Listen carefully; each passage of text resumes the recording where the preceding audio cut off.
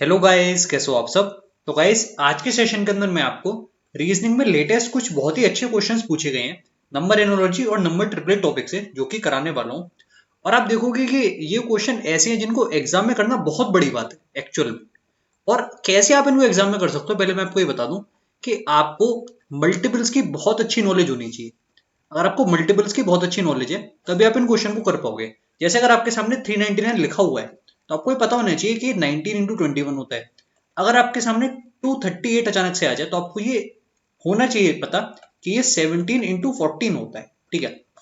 तो अगर ये सब चीज आपको पहले से पता है तो ही आप इन क्वेश्चन को कर सकते हो एग्जाम के अंदर, क्योंकि इतने सारे लॉजिक पॉसिबल होते हैं, इतनी सारी चीजें आप उसमें ट्राई कर रहे होते हो कि इतना समय नहीं होता कि आप इस क्वेश्चन को एग्जाम में कर सको, अगर ये ज्यादा डिफिकल्ट आ गया तो। ठीक है। तो नंबर्स के स्क्वायर्स की नॉलेज, क्यूब की नॉलेज, वो सब तो होता ही है। पहले क्या होता था कि स्क्वायर या फिर क्यूब वही आपका आंसर हो जाता था, या फिर इसमें -1 +1।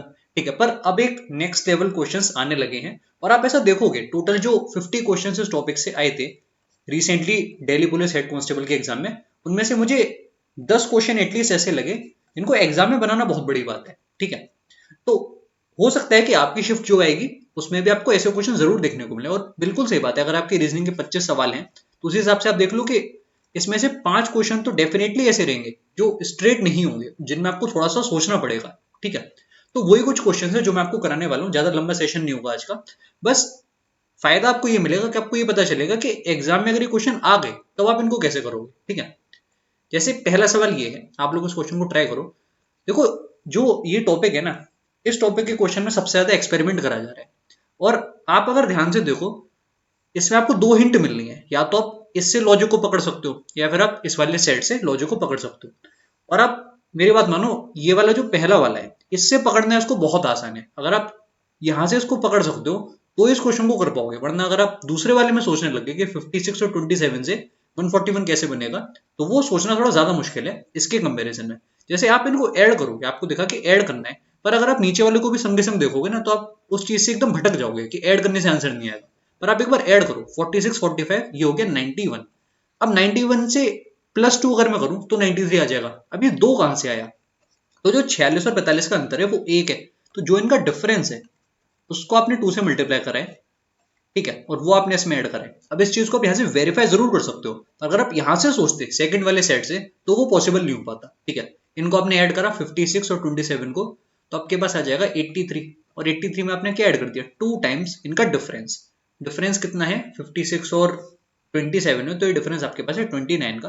तो 89 और 58, 83 और 58 आपके पास आ जाएगा 141। वो एकदम ठीक है। इसी हिसाब से आपको आंसर देखना पड़ेगा। तो वेरीफाई करके मैं आपको दिखा देता हूँ कि जो सेकंड वाला है इसमें आप इनको ऐड करोगे तो आ जाएगा 55, और 2 टाइम्स इनका अंतर जो कि है 13। ठीक है। तो 26 और 55 आपके पास आ गया 81। ठीक है। तो इस तरह के क्वेश्चन एग्जाम में आ रहे हैं एक्चुअल में। ठीक है। इसमें तो फिर भी हिंट आपकी आसान थी थोड़ी सी। आगे बढ़ते हैं, मैं आपको अगला क्वेश्चन दिखाता हूँ। इस क्वेश्चन को आप लोग ट्राई करो। 76 8 और फिर बनना है 722, और यहाँ आपके पास है 14 4 और 49। अब देखो, इस तरह के क्वेश्चन में आपको तुरंत लॉजिक नहीं दिखेगा, आपको नंबर्स के संग थोड़ा खेलना पड़ेगा। ठीक है। तब आप आंसर के क्लोज पहुंच पाओगे। जैसे आप यहाँ पर ये चीज समझो कि 76 में एक आपका 19 छुपा होता है, 19 इंटू 4। और ये आपको दिख रहा है जो वैल्यू है वो एक्चुअल में क्या है, 361 इंटू 2।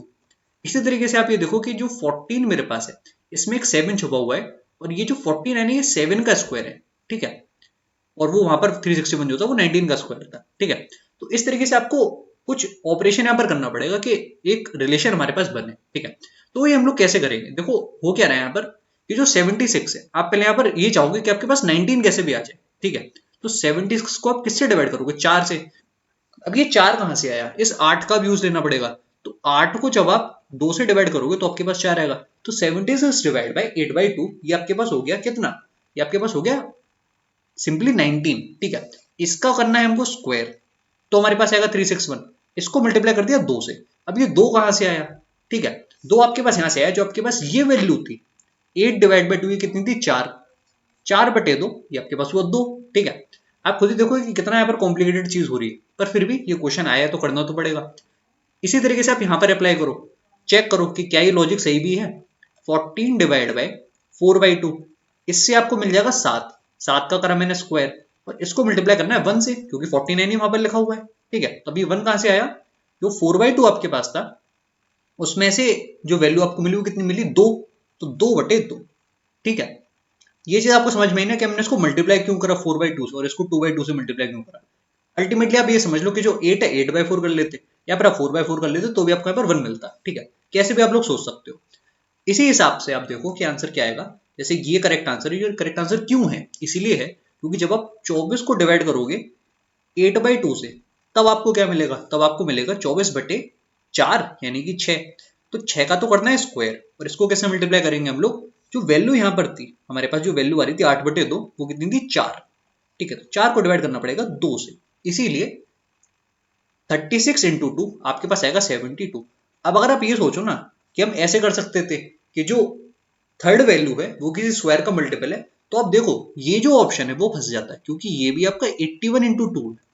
तो आप ये सोचो कि अगर थोड़ा बहुत लॉजिक आपको समझ में आ गया उससे क्वेश्चन हो जाएगा, तो नहीं, एक ऑप्शन ऐसा दिया गया है ताकि आप क्वेश्चन को ना कर पाओ। ठीक है, इसीलिए मैं कह रहा हूँ कि ये टॉपिक ऐसा है जिसमें आपको ज्यादा प्रैक्टिस करने की जरूरत है, और इसकी पीडीएफ वगैरह आपको टेलीग्राम चैनल पर मिल जाएगी, आप वहां से जाके डाउनलोड कर सकते हो। अच्छे से आप लोग प्रैक्टिस करो। ठीक है, अगला क्वेश्चन देखो। इस क्वेश्चन को कैसे करोगे? ये क्वेश्चन मुझे बहुत अच्छा लगा। देखो 9 से आपका बनना है 201। ठीक है, और 14 से आपको बनाना है 366। तो ये कैसे बन सकता है? बहुत जब आप सोचोगे तब जाके आपको समझ में आएगा, क्योंकि पहले तो आप क्या ट्राई करोगे? देखो सबसे पहले आदमी पता है क्या सोचता है कि हम कुछ ना कुछ प्लस माइनस करें, या फिर ऐसा कोई वो बनाए फैक्टर जिससे मल्टीप्लाई करके ये नंबर आ रहा हो। ठीक है, जैसे मुझे पता है कि जो 201 है वो कब आता है? जब मैं 67 इंटू 3 करता हूं तब मेरे पास आता है 201। ठीक है, 201 आता है तब। पर ये एकदम मिसलीडिंग है, क्योंकि इससे आप कहीं आगे नहीं जा पाओगे। ये जो लॉजिक है आप जैसे यहाँ पर ट्राई करोगे तो वो चीज कहीं आगे नहीं बढ़ेगी।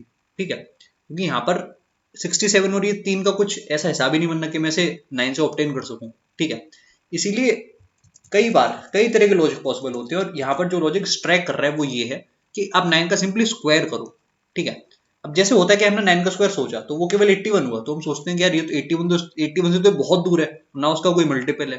ठीक है, पर 81 में जब आप 120 ऐड करोगे तब आएगा 201। देखो यहाँ देखने में आसान लग रहा होगा, पर एग्जाम में करना अपने आप में बड़ी बात है। इसी तरीके से यहाँ पर 14 स्क्वायर करा तो कितना मिला मुझे? 196। ठीक है, 196 में हमने क्या ऐड करा? 196 में हम लोग ऐड करेंगे, अच्छा यहाँ पर 81 है ना, तो यहाँ पर हाँ 120 आएगा। 196 उसमें क्या ऐड करना पड़ेगा? अगर 366 चाहिए तो उसमें मुझे 170 ऐड करना पड़ेगा, तब मेरे पास आएगा 366। तो आपको यहाँ पर लॉजिक समझ में आया कि जो वैल्यूज मेरे पास थी, जैसे जब मेरे पास यहाँ पर 9 स्क्वायर था तब मैंने क्या ऐड करा? 120। 14 स्क्वायर था तब मैंने ऐड करा 170। तो ये वैल्यूज कैसे आ रही होंगी? तो देखो ये जो 120 है वो बेसिकली क्या है?